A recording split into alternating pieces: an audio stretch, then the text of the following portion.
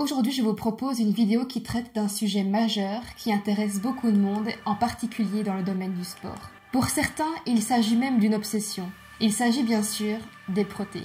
Vous verrez dans cette vidéo la place royale, je dirais même impériale, que la spiruline s'est forgée dans ce domaine depuis quelques années. C'est contre-intuitif, mais cette petite algue spiralée casse le game. J'ai appuyé la base de mes recherches sur les écrits du docteur Jean-Louis Vidalot, médecin du sport. Le docteur affirme dans son livre que la spiruline est assurément l'aliment le plus complet que l'on puisse trouver dans la nature, que ce soit dans les produits animaux ou végétaux. Son immense potentiel nutritionnel donne lieu à beaucoup d'études depuis les années 70. Son livre L'algue bleue de santé et de prévention est franchement bien documenté. Je le recommande. C'est un des livres qui ont contribué à éveiller ma passion pour la spiruline. Pour ceux que ça intéresse, j'ai mis un lien pour vous procurer le livre en description. Le savoir est fait pour être partagé. Entrons maintenant dans le vif du sujet. Bienvenue sur Spirulis, la chaîne qui parle de spiruline de manière insolite.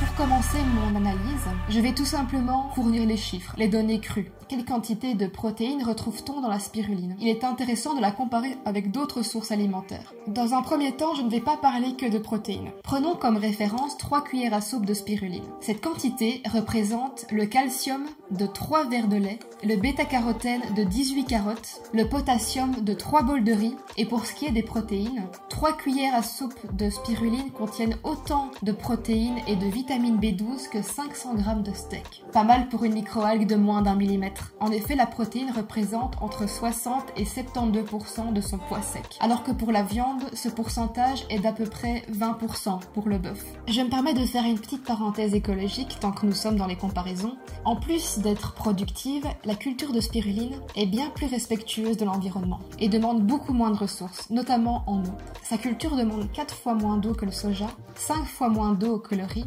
Concernant la production de viande, alors là, c'est exponentiel. Restons encore un peu dans les chiffres. Pour la culture de spiruline, la moyenne est de 50 000 kg de protéines produites par hectare de culture. Pour le moment, ça peut paraître vague, mais ce chiffre devient vraiment impressionnant quand on le replace dans son contexte. À titre de comparaison, pour la même surface, sa production de protéines est 20 fois supérieure au soja, 60 fois supérieure au blé, et le plus impressionnant est sa comparaison avec les exploitations d'élevage pour la viande, qui est pourtant dans l'esprit des gens comme la source de protéines ultime. Comme nous pouvons le voir sur ce schéma, eh bien, le rendement protéique pour la spiruline est 300 fois supérieur à celui du bœuf. La culture de spiruline crève le plafond. À côté de l'élevage bovin, c'est comme si on comparait la taille de la plus haute tour du monde, la Burj Khalifa, avec la cabane au fond de ton jardin. Oui, mais Pauline, à ce qui paraît, les protéines végétales sont de moins bonne qualité que les protéines animales. Avant de donner un jugement de valeur, voyons ensemble rapidement ce qu'est une protéine. Je ne peux pas vous parler de protéines sans aborder le sujet des acides aminés. Les acides aminés sont des molécules qui composent les protéines. C'est un peu comme un puzzle. En effet, les protéines sont des combinaisons d'acides aminés. Il existe 20 acides aminés différents. Ce sont les pièces du puzzle. Parmi ceux-ci, 8 sont essentiels, c'est-à-dire qu'ils doivent impérativement être apportés par l'alimentation, car les 12 acides aminés restants sont, eux, directement synthétisés dans notre corps. Nous avons besoin des 20 pour pouvoir produire une protéine. Et si un seul acide aminé est en déficit, notre corps ne pourra pas produire la séquence. Un peu comme un code, les protéines auront des rôles différents en fonction de l'ordre des acides aminés. Les possibilités de séquence sont immenses. Et heureusement, car les protéines ne servent pas qu'à produire du muscle. Elles peuvent par exemple devenir des anticorps, transporter l'oxygène vers nos organes, réguler notre appétit. Et comme autre molécule connue issue des acides aminés, on retrouve l'insuline, la mélatonine qui favorise le sommeil, la dopamine, la célèbre hormone du plaisir.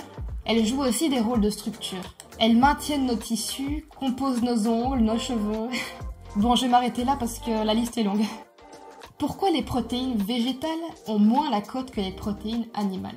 Je précise que les végétaux contiennent eux aussi des acides aminés. Le seul souci, mais qui est facilement évitable, c'est que les céréales comme le riz, le blé, le sarrasin ont un déficit en un acide aminé essentiel appelé la lysine. Et les fabacées, vulgairement appelées les légumineuses, comme les lentilles, les pois chiches, les fèves ou les haricots, ont un déficit en méthionine. Donc, un végétarien a tout intérêt à associer ces deux familles, les céréales et les fabacées, l'une comblant les lacunes de l'autre, pour donner à son corps de quoi produire correctement ses protéines. Comme par exemple le riz lentille, le couscous et les pois chiches, les haricots et le maïs. C'est un souci logistique auquel ne se confrontent pas les personnes qui mangent de la viande. Mais heureusement, il y a de plus en plus de choix pour les végétariens. Quinoa, boulgour, millet, amaranth. Et plus récemment, une fabacée qui commence à se faire connaître, les graines de lupin. Non, pas lui. Lui. On dirait des gros grains de maïs. Je me souviens la première fois que j'en ai goûté, c'était à Madère en 2014. Si vous aussi vous êtes un précurseur et vous avez déjà goûté aux graines de lupin, mettez un j'aime et commentez en dessous de cette vidéo. Avec tout ce que je viens de raconter, peut-être qu'une idée vous a effleuré l'esprit. Est-ce que Pauline ne serait pas végétarienne ou végane ou autre? Je vous dis la réponse en fin de vidéo, donc restez bien jusqu'au bout. Assez tergiversé, et la spiruline dans tout ça. Son taux très élevé en acides aminés lui permet de battre tous les records en matière de quantité. Mais qu'en est-il de la qualité? La valeur nutritive des protéines dépend directement de la qualité des acides aminés et de leur digestibilité. Eh bien la spiruline n'est ni une céréale ni une fabacée, elle ne possède aucun déficit. En effet, elle est biologiquement complète, ce qui signifie que les 8 acides aminés essentiels y figurent et dans de bonnes proportions. Et de plus, elles sont directement et facilement assimilables par l'organisme car l'enveloppe de la spiruline est composée de mucopolysaccharides très fragiles qui cassent rapidement sans cuisson. C'est ainsi que tous les nutriments sont intégralement préservés et facilement assimilés dans l'organisme. Les protéines de la spiruline sont digestibles de 83 à 90%. Autrement dit, ce sont les protéines les plus facilement assimilables connues, rien que ça. Elle bouleverse les codes inconscients que l'on se fait sur ce que peut contenir un végétal. Mais notre spiruline est hors catégorie car elle se situe entre le règne végétal, animal et bactérien. J'ai d'ailleurs fait une vidéo qui traite du sujet. C'est pareil pour la vitamine B12. C'est une des très rares sources naturelles de B12, autre que la viande. Et en grande quantité qui plus est. Comme expliqué plus haut dans cette vidéo, 3 cuillères à soupe de spiruline contiennent autant de vitamine B12 que 500 g de steak. En écrivant le script et en faisant mes recherches pour cette vidéo, je me suis rappelé un documentaire que j'ai vu il y a quoi 2 ans.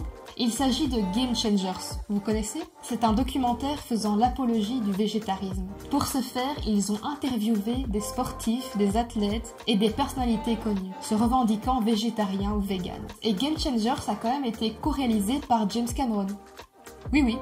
Nous y retrouvons de véritables pointures comme Arnold Schwarzenegger, Lewis Hamilton, Patrick Baboumian, multi-recordman de force. Ce gars est une vraie machine de puissance. Si vous lui demandez comment il fait pour être aussi fort tout en étant vegan, il vous répondra sûrement que pour devenir fort comme un taureau, je ne mange pas le taureau, je mange comme lui. Je trouve ce documentaire dynamique, divertissant et avec de belles images. Je ne vais pas dire amen et affirmer tout ce qui y est dit, car je ne l'ai pas vu depuis longtemps. Et je ne suis pas allée vérifier les études exposées dans celui-ci. Il était disponible sur le Netflix francophone, c'est d'ailleurs comme ça que je l'ai découvert, mais ce n'est plus le cas à l'heure où je sors cette vidéo. Si cela vous intéresse de vous faire un avis par vous-même, il est disponible sur YouTube, mais uniquement en anglais. Je vous laisse le lien en description. Je précise que je ne suis pas sponsorisée. Si vous êtes allé le regarder, dites-moi en commentaire ce que vous en avez pensé, ça m'intéresse.